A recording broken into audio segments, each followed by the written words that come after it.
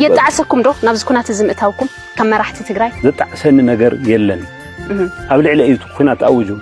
ناي هزو تجراي كبرك حلو إلى سلس تجارلهم بيخور عبر زتعسن ولا حدا نجار يلن كفتح زغل زقبو نزرمر نجار ثاني رمو تزغورو زول نجار تليو خالي زي ولا رئيف هتشاف تعسقلي هزو تجراي قبل على يوست جبر كنات قبل على يوست نوار أسوان من مكلخان مس حزبي سلستقارهم سلتقالص وقت زتعسن ولا حدا نغيرنا ناي سي اي اي تنتاني بزعبة عجا إثيوبيا انتاي يبل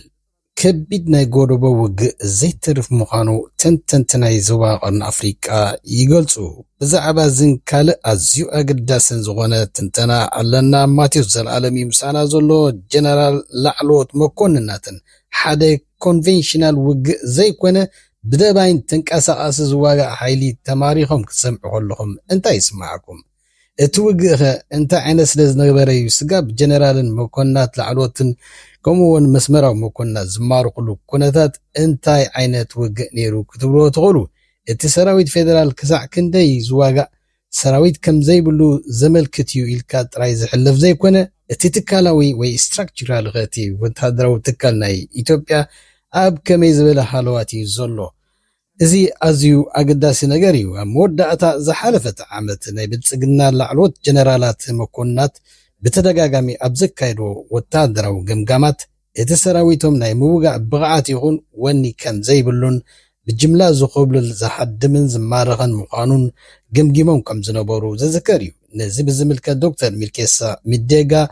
عبزك العو عبيت مستيرات أبين لعلوت جنرالات مكونات عملكيتو زهابو قطعز تحوصو ممرحي إمارات أمنا تغطي عملنا تفوت أميهم أبكربا يمساتهم زغونا نقار دهابونا عيو كالتيفنا انت زي تقبيرنا كم بتن لعليهم تسفاز غورتو كسع كندزي ديو عقمنا يموغا زيبلكم أواردكمنا كباهم تسفا غوريس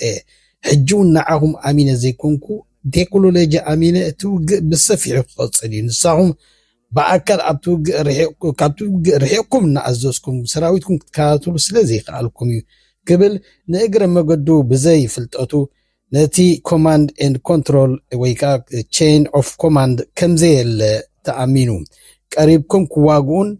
تواقون عواقون كبلهم تسامعوا كم زنبر دما زقلتيو حجخة ناي سي اي تنتنتن ناي كرن أفريقيا ناي جو بوليتيكس جو استراتيجين جو ايكونوميس سينيور تنتنتي انتايم زلزلو أجانس فرانس ذا ايكونوميس كالوت نتيزوبا بغربا زفولتوان انتا يبلو علو نزيب زملكة ماتيو زر عالم زدالو صحف اللو بقباكم زدلنا بكل نقبات صح اللايك كوميند الشيرن عوافرون نابلنا دحر زاحات صار مسقاقري كنملسوكم منا سناي مكتتال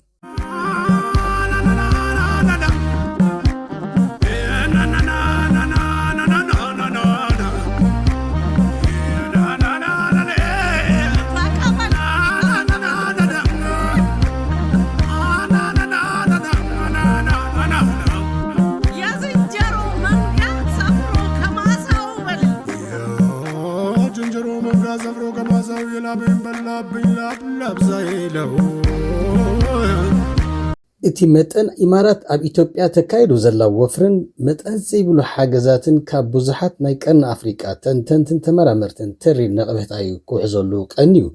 كان محجي ناي سي اي تنتاني زنبرن أب وايت هاوس أب استفراليت صفحتات زقلقلات تنتانن تمرامارن كاميرون هودسن نأجانس فراس أب زهبو حبريتا ازي ناي إمارات قزيف ناي متئذتاو أب إثيوبيا نتهاجر إثيوبيا حرقاز فترن لو نتاز استشرشرن صقعتنيا ناي إمارات كويناخ نبر تلاخيت ناي إمارات وي كداميت كويناخ نبر كلمسات زقل كبليو سقاتو قليتو الدبلوماسياوي قانقوا إيلو دايو أب حدقا خيتاعتو زلدلنبر أب حدقا تشميماس لو نتات تشرشيروس قباريتن حداقيتن ناي إثيوبيا قدات إمارات كويناخن زلا جزيتات وي عامتات أقوتيريو أبتلعاهيتن قدمنا إماراتن كاب تشكل سلسي درون أبا شابعي عمتا أوطير الله بغال إشانخ متحد زي إيكونوميست أبزرق حتو تنتناوي تسأب مسن ملكت إتي إثيوبيا أبلعلي تقراي تكايدو زلاناي كبا ወይ ሲጅ ተባሂሉ ዝግለጽ ተቃወምቲ ተጋሩ መልሚላ ግጭት ብምፍጣር ተጋሩ አንጻር ተጋሩ ሓድሕዶም ክፋለሱ ተካይዱ ዘላ ጻዕሪ ብቁጠባ መራኸቢታትን ባንክታትን ብምዕጻውነት ህዝቢ ሕስብን ምረትን ከም ዝመሮ ጌርካ አንጻርቲ መንግስቲ ወይ TTF ከም ዝለዓሉ ነቲ ሰራዊት BTPS ንምብታን ዝካየድ ዘሎ ጻዕርን ከምኡውን ዝተፈላለየ ገዳታትን ክባን ኣብ ምግባር ሓሊፉ ክሳዕ ብድሮን ንሲቪላዊ ዕላማታትን ብዘይ ንጹር ዕላማን ብጥቃዕ ቀጺላትሉ ኣብ ዘላ ግዜ ኣብ ዝሓለፈ ሰሙናት TDF ኣብ ጸለምትን ከባቢኣን ዘካየዶ ስርሒታት ምልክት ናይቲ ኣብ ዝኾነ ሰዓት ክውላዕ ዝኽእል ከቢድ ሓደጋ ናይ ውግእ ምዃኑ ገሊጾም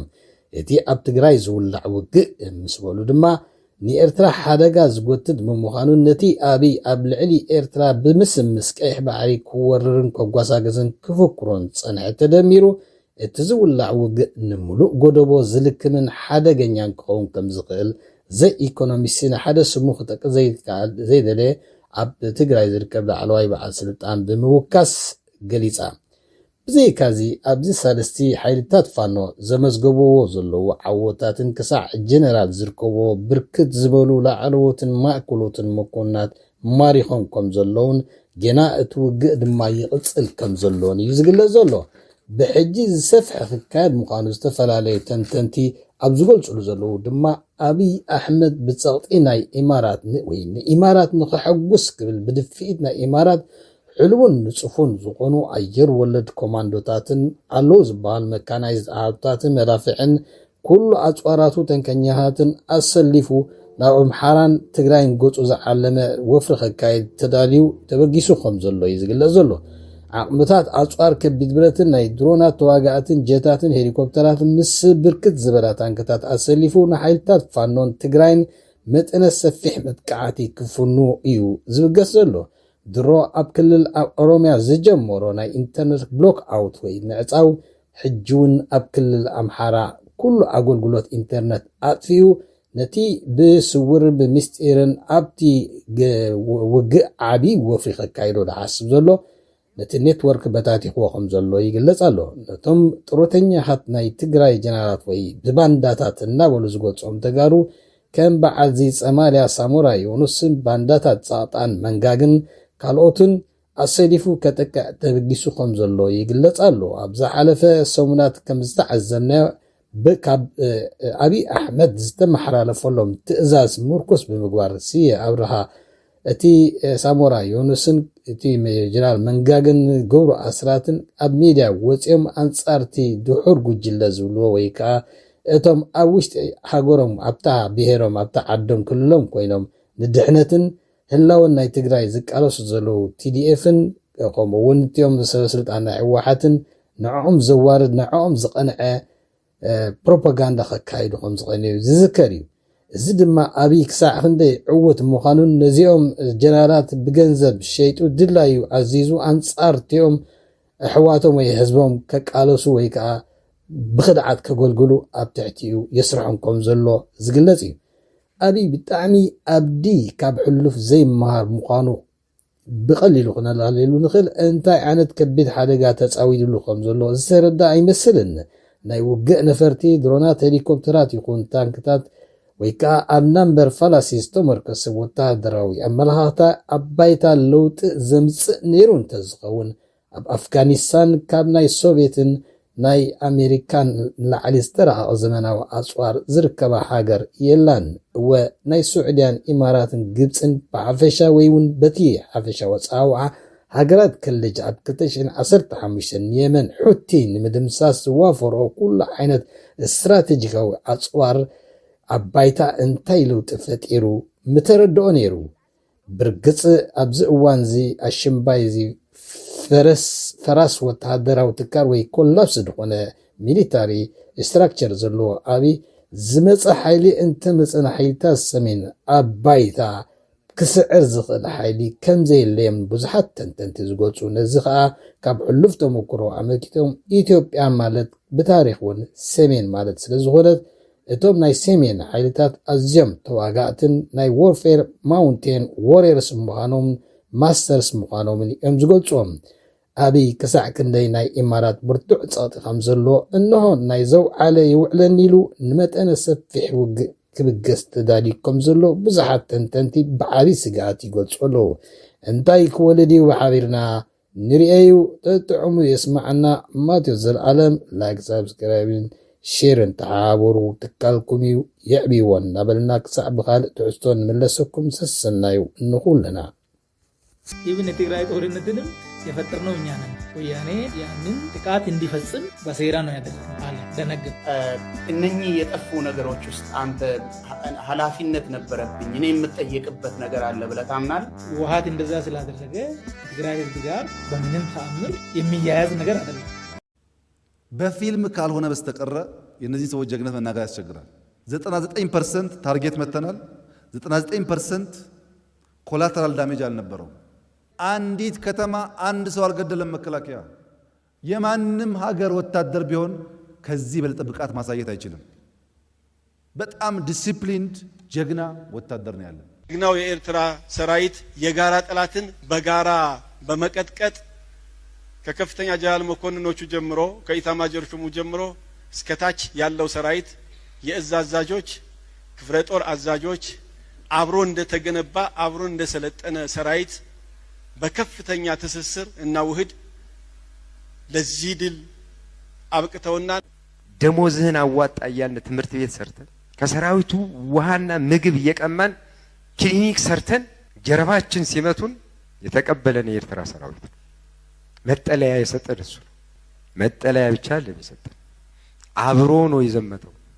አብረን ነው የተዋጋ ነው። አንድ ጉድጓድ ነው የተቀበርነው። ይሄንን ባጥንት በደንብ የተገነባ